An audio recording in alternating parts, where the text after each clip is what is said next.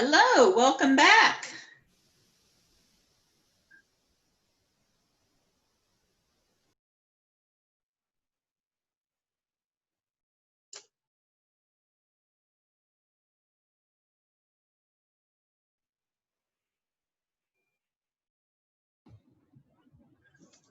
Okay, so I'm going to get started again and we'll see if some other people pop in to join this conversation. So let me see here. We were on slide. Let's see if there's a faster way to get to the.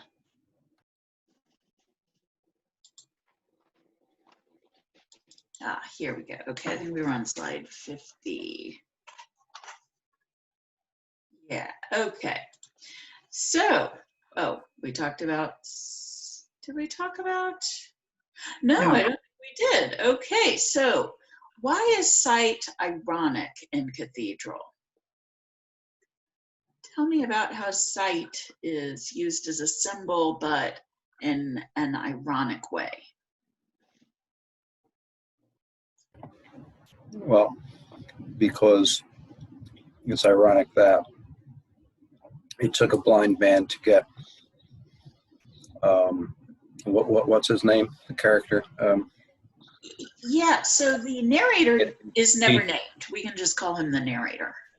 Oh, the narrator, right? Yeah, that's right. So, yeah, that's what it is. He could not see, understand what other people felt or thought or saw. Like exactly. All the examples between him and his wife, how he just couldn't understand her and why she saw certain things important or valuable. You are exactly right. Yeah. So we have this traditional use of sight to represent understanding or knowledge, but in this story, it is the blind person who is able to understand or see the importance of relationships. Very good, thank you. Okay. So let's talk about some literary movements. This is our last category. This is the only date you need to memorize in this class because this is on the post-test. When did the American Renaissance end?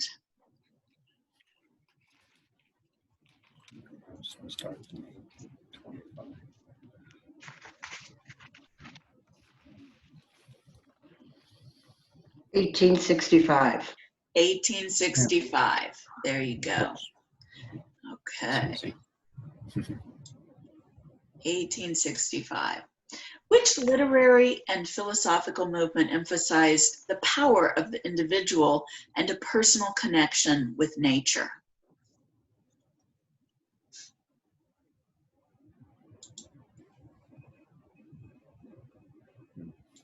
Was it Frost? Was it what? I think Robert Frost. So in this section, we're talking about kind of philosophies and eras and movements, but not a particular author. I can tell, as a hint, I'll tell you that the authors who wrote about this movement and held this philosophy were Emerson and Whitman and Dickinson and Thoreau. And this was during the American Renaissance. Does that sound familiar? So this is transcendentalism.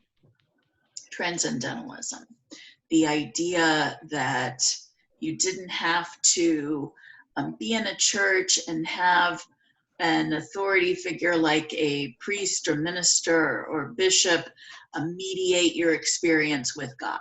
You could experience God directly, and you could do that through nature. And we saw that expressed in Whitman's Song of Myself, when he talks about loafing and observing a spear of summer grass and inviting a soul into that experience. We saw this philosophy expressed in Emily Dickinson's poem, Some Keep the Sabbath Going to Church, I keep it staying at home, with a bobolink for a chorister and an orchard for a dome, right? So she is able to, marvel at God's creation and feel connected to her spirituality by being in her own yard. Okay. What was the Harlem Renaissance?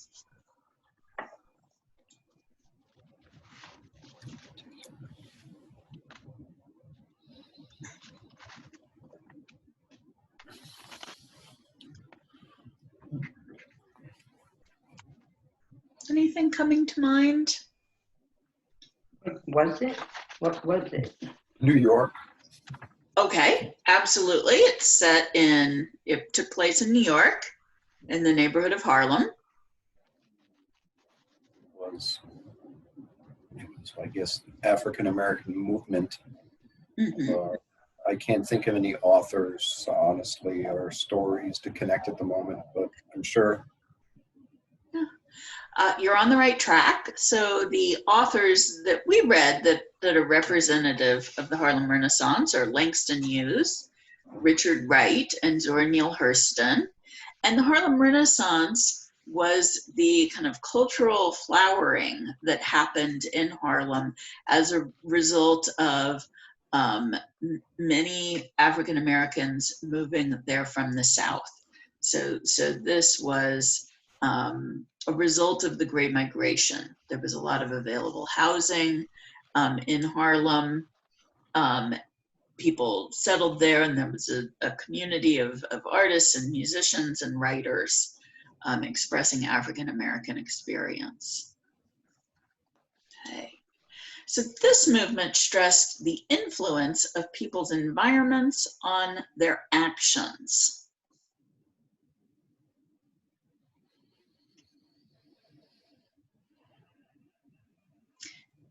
And we saw this type of writing in The Man Who Was Almost a Man, right?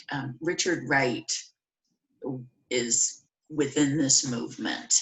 He was interested in looking at and encouraging his reader to look at how race and class and economics, all of those aspects of the environment affect people's psyche, affect people's development.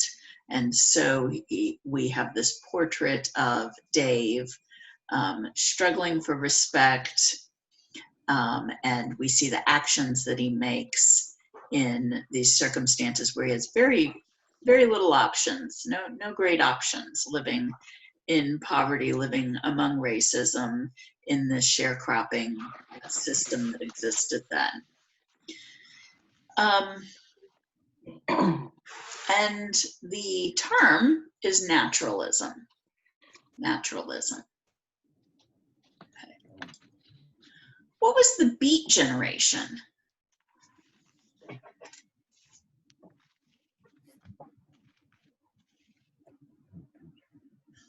Does this sound familiar from the week 4 lecture?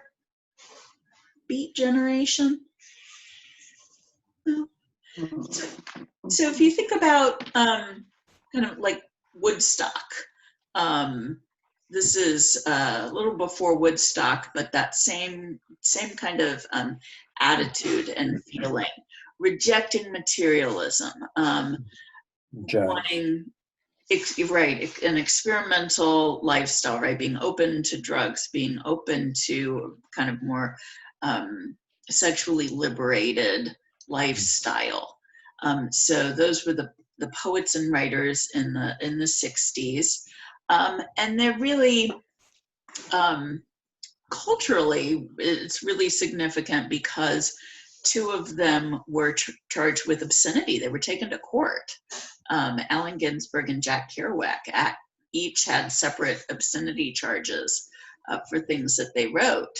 And this, these were really important cases, because if they had been found guilty, that would have kind of changed what people felt comfortable writing about, right? If authors knew they could be prosecuted for things that they said, that would have really risked creating a culture of censorship and self-censorship. So they were both acquitted, and that was really important. A part of maintaining the First Amendment and protecting authors' freedom to write whatever they want to write. A question. Oh yeah. So I remember hearing a term, people being called beatniks. Yeah, that's Is that referring to related? people during the Beat Generation. Absolutely, people who embraced this attitude. So the beatniks were before the hippies. Yes. Yes. Okay. Yes. Very similar. Hmm. You got it. So that's what I have for you. I mean, that's a pretty thorough review of both the post-test and what you're going to encounter on the week 4 quiz. So once I have converted these videos, right, it takes a minute for the computer to turn them into files that then I can upload to YouTube, and then I will link them in the week 4 lecture section, where you'll find the other 4 videos from our discussions this week.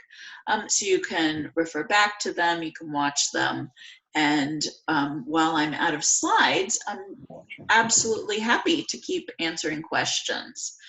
And it could be about any of this material, or it could be questions that you have about any of the assignments that you're working on to wrap up this class.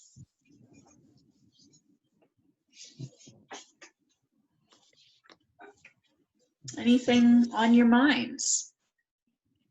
And of course, if you have something you want to speak with me privately about, we'll make a time. We can have a phone call after we close this session. But if you have any general questions about your project or discussion board posts or anything, I'm happy to talk. The only question I have is, when are you going to put the quiz on Blackboard? The quiz is up. I'm glad you're telling me that there's a problem there. Let me check it right now. I might not have the right setting on that. Let's see. I think it's there. I saw it.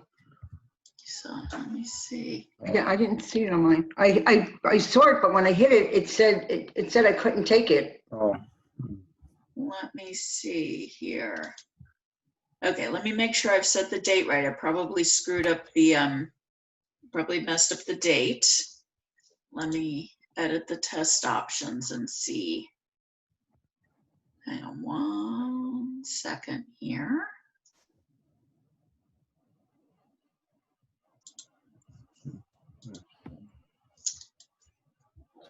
What? Okay. Yep, I had the wrong month clicked. Okay, so I fixed that. Okay. And let me know if it still doesn't work, but that should solve the problem. Thank you for telling me. Oh, okay. And I will check the post-test date as well, just to make sure that I didn't make the same mistake there. And I imagine you notice the post-test is at the bottom of the week 4 section. Yes. Okay. So let's see, I'll check the date on that. Okay, yes, there shouldn't be any problem there, though of course just let me know. And the post-test is a Kaiser University standardized test. So this isn't something that I have written. It's not something that I can change. And so you want to make sure that you have a block of time to take it when you start it, and that you've got solid internet connection, et cetera, because this isn't something I can go in and adjust. Okay. And you don't get 2 tries on this. Like the quizzes are my assignments that I've made up, and I've set it so you can have 2 tries, but I don't have the authority to do that with the post test, Okay. just to give you a heads up. So, I didn't take the quiz in week 3. okay. I thought that since we had more than one try that I could let it go by, and when I did, I went back and it was gone. Yeah, the quiz is the one thing that has a firm deadline and closes on Sunday. Yeah, all the other work I will take late. Okay. I'm even making an exception, and if there was a week when you didn't respond to someone on the discussion board, you can go back and respond. Usually that's the other thing I don't give credit for late, because you know the discussion board's supposed to be an ongoing real-time conversation, so it doesn't really make sense to be going back to previous weeks. But you know, if there is something you missed commenting on, you can let me know that you've gone back and added a comment, and I'll give you credit for that. Yeah. Okay. So don't forget that the projects are due today. I'm very excited to see those. I hope that you won't have any trouble uploading them to Blackboard. But if you do, as a, as an kind of backup or last option, you can email it to me. Right? I would rather not everyone just default to emailing them to me, because it's going to be harder for me to stay organized. But definitely there is an option. It would be better if you can't figure out how to upload it to Blackboard to email it to me than to just not turn it in. And definitely be in contact with me if you need help with anything. And if I see something majorly wrong with your project that's going to result in a failing grade, I'm going to be in touch with you and talk with you this weekend about how to revise that. I've started popping into the discussion board and putting some comments there. So if you're looking for ways to respond to students, you could go through and see where I have asked a question and highlighted something in yellow, and that's my signal that I would love for people to jump into the conversation. Okay. So I can't think of anything else. I've just really enjoyed talking with you guys, and I appreciate everyone who's participated. As much as your schedule has allowed you to meet up with me at these times. That's been really fun for me, and I know this was challenging material, particularly at this moment in history when we're undergoing a lot of societal changes, and we have a lot of strong feelings about stuff.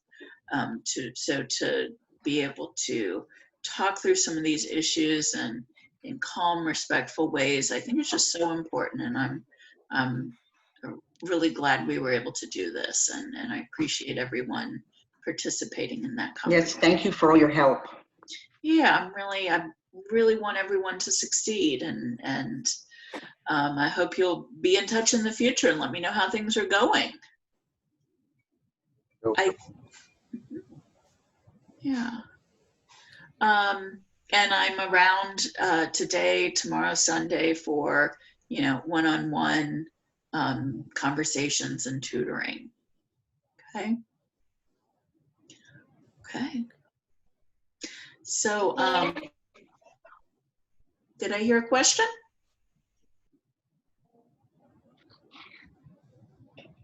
little bit about Reform Biker? I hear a little whispering voice. So I'm going to wrap up this session then. But I'm here if you want to make another appointment. So thank you guys very much. Appreciate it. And I will Thank you. be in touch. All right. Have a great day. You too. Thank you.